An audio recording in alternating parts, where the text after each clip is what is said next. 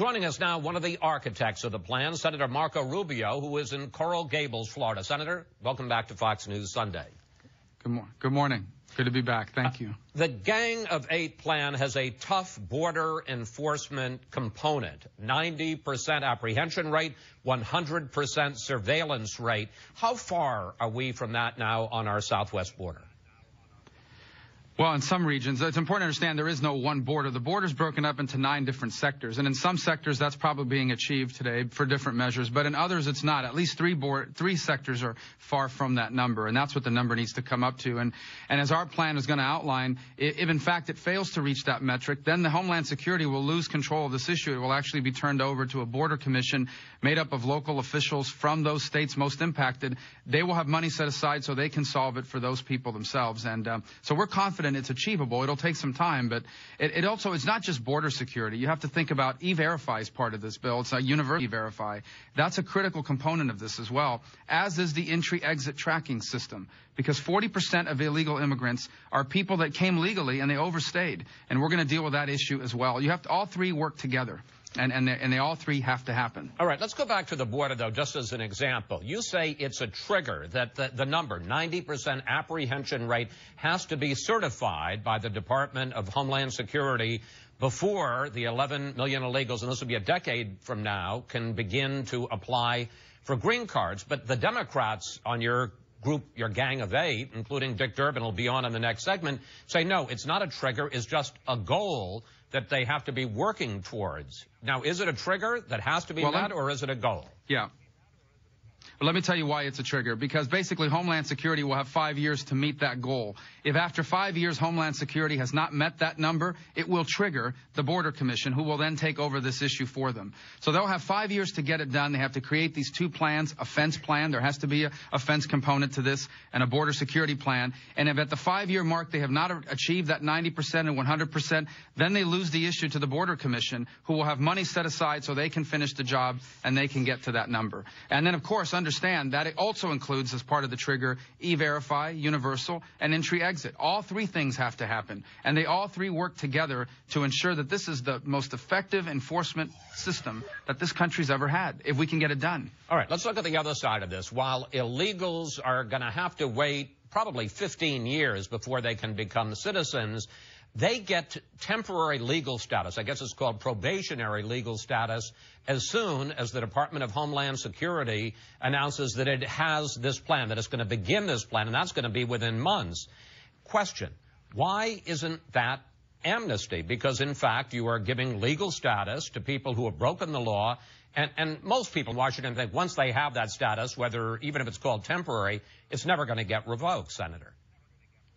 Well, I think that's where people are misunderstanding. They don't get anything. What they get is the opportunity to apply for it. They still have to qualify for it, meaning they have to pass the background check, they have to be able to pay a registration fee, they have to pay a fine, and then they have to renew it. This is not forever. This is a renewable thing, and then they don't qualify for any federal benefits. This is an important point. No federal benefits, no food stamps, no welfare, no Obamacare. They have to prove that they're gainfully employed. They have to be able to support themselves so they'll never become a public charge.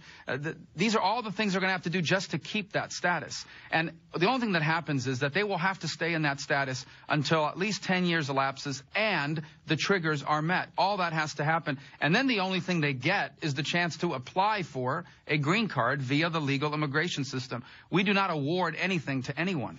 But again, and this is what the critics are saying, that once they have this quote, temporary legal status, that nobody is ever going to revoke that and say, you know, once they've met the standards, you say they've paid back taxes, they paid a fine, they've got a job, that nobody's going to revoke that. I want to put up on the screen what a critic said about the whole issue. I would vote against anything that grants amnesty because I think it destroys your ability to enforce the existing law, and I think it's unfair to the people who are standing in line and waiting to come in legally. Senator, you said that back in 2009. And I still agree with it. This is not amnesty. Amnesty is the forgiveness of something. Amnesty is anything that says do it illegally. It'll be cheaper and easier. Here's what people need to understand. Under the existing law today, if you are illegally in the United States, you are not prohibited from getting a green card and ultimately getting citizenship. The only thing is you have to go back to your home country, you have to wait 10 years, and then you can apply for it.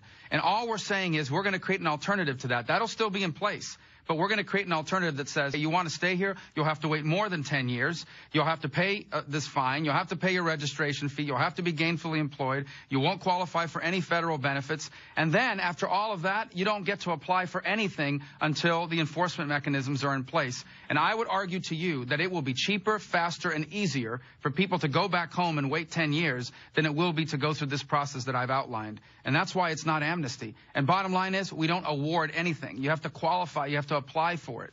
And that's the key distinction. So I agree. If somehow being in this country illegally is cheaper, easier, and quicker than doing it the right way, I wouldn't support that. And that's why I haven't supported certain efforts in the past, because I thought they did that. All right. You mentioned briefly, and I want to go into this a little bit more, the question of cost, because conservative critics, including the Heritage Foundation think tank, say that this plan, your plan, is going to be a budget buster. They say that these immigrants, once they get this temporary legal status, will be able to get all kinds of federal welfare programs. They're going to qualify for Obamacare, that this is going to be a big net drain on our Treasury. Okay, first of all, obviously that's not, we don't have a bill, so I don't think they've issued an analysis on this yet, but that's not true. Under this plan, not only do you not qualify for any federal benefits while you're in the legal status, under existing law, you don't qualify for any federal benefits during the first 5 years on a green card either. Second, in order to qualify and in order to keep this legal status, you must be gainfully employed and you must be paying taxes. Third, in order to get a green card in the future, you must prove you've been gainfully employed and that you can support yourself. And so the bottom line is that that's just not accurate. Now, here's the other point I would make. Conservatives love dynamic scoring, which is a complicated way of saying, you look at a budget issue not just for the costs, but for the benefits associated with it. That's what we've always pushed for. That's why, for example, when we talk about tax cuts, we don't think tax cuts cost the government money. We think tax cuts help the government generate more revenue because it creates economic growth. All I'm asking for is that for this plan to be reviewed through that same standard, the same conservative, dynamic scoring that we apply to tax cuts. Because I am confident that if you do that, and some have already started doing that, you will find that when we reform our legal immigration system, we get these people that are already here now paying their taxes and not taking anything out of the system. This will be a net positive for the country economically now and in the future. Otherwise, it's not worth doing. Senator, you clearly are at least considering running for president in 2016. Isn't this, whether it's the budget... Pardon? What were you going to say, sir? I said, says who? Well... I said, who says I'm considering that? Are you considering it? I told people I haven't even thought about that yet. That's a decision far in the future. Okay. And at some point in but listen, I'll have to decide whether I want to run for re-election or get out of politics. But go ahead. I didn't mean to interrupt you. Okay. No, that's all right. I interrupt you. You can interrupt me. Question, though. Let's assume for a second you're at least considering the idea of running for president in 2016. Wouldn't this hurt you in Republican primaries? I don't know. I haven't really thought about it that way. I can tell you that I've been elected to do a job. My job in the Senate is not just to give speeches and do interviews. It's to solve problems. And anyone who thinks that what we have now in immigration is not a problem is fooling themselves. What we have in place today is de facto amnesty. What we have in place today is not good for anyone except human traffickers and people who are hiring illegal aliens and paying them less than American workers. These are the only people benefiting from the system that exists today. It's bad for everybody else. This is an issue that needs to be solved. As far as those that are here undocumented, there are 4 options. We can try to round up people and deport them, which we know is not a doable thing for 11 million people. We can make life miserable for them so that they'll self-deport. Again, not a plan that I think necessarily works. We could leave it the way it is now. We talk about costs. It's a lot more expensive to leave it the way it is now than to reform it.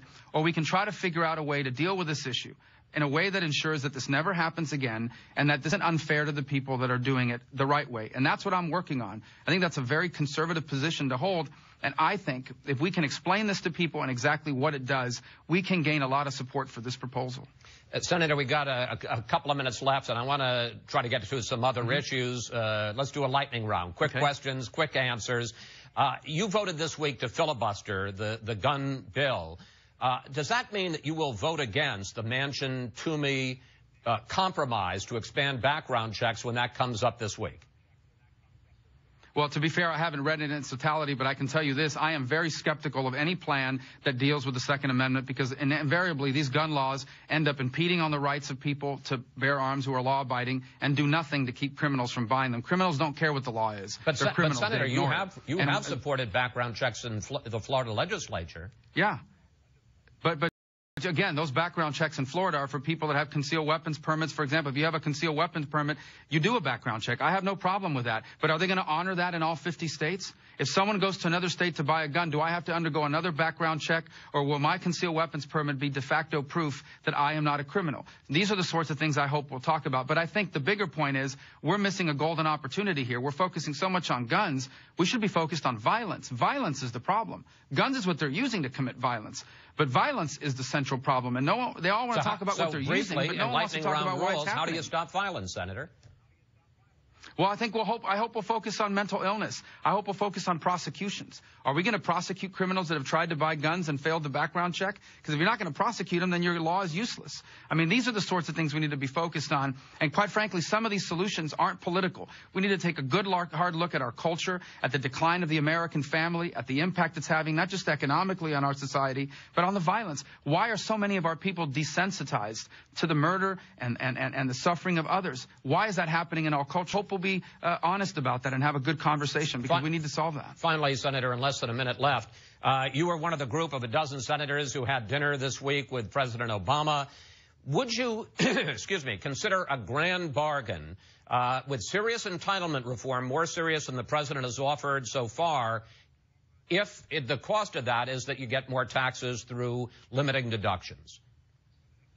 Well, I don't view it that way. I view it as economic growth. My goal is to get the economy to grow robustly, because it's the only way to solve our problem. I am a believer that we can't cut our way out of this, and I am a believer that we can't tax our way out of this. The only way out of this is robust economic growth combined with fiscal discipline. If there's a deal that does that, I'd love to support it. But if this is just a deal where we're going to raise taxes that hurt growth in exchange for, some cosmetic changes to some other programs, obviously I'm not going to support that. The only thing I will support are programs that further economic growth. Growth is the only solution to our problem. We need to grow our economy at 4 to 5% a year, sustained over 10 years. That will solve our problem. That's what I hope we'll work on. Senator Rubio, we want to thank you so much for joining us today. We'll be tracking immigration reform for months. Please come back, sir. Thank you. Up next.